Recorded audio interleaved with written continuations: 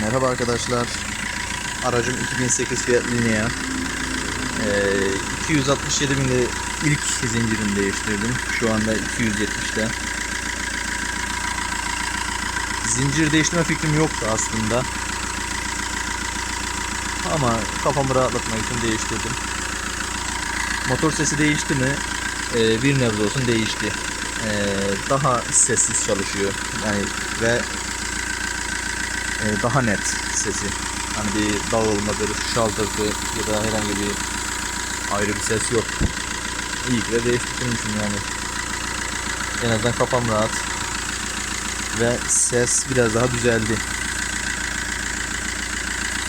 Zincirle beraberinde kayış takımı, yedek su deposu, ön balatalar, yetkili servise değiştirdim.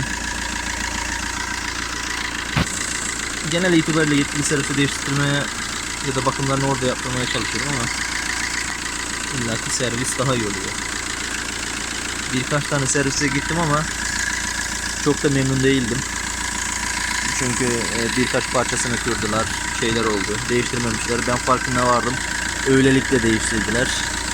Ama sonra başka bir servise gittim, yetkili servise. Orası ise oldukça güzeldi. Oldukça titiz çalışanlardı. Son gittim yetkili servisten memnunum açıkçası.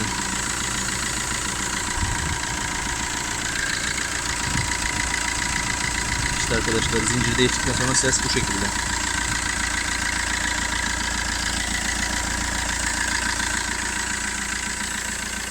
En azından kafam rahat.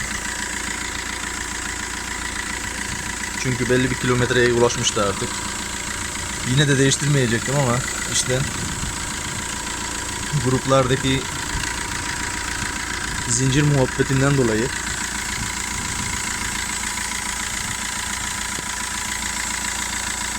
herkesin olduğu gibi benim de aklıma kurt düştü. Sırf değiştirmiş olmak için değiştirdim yani.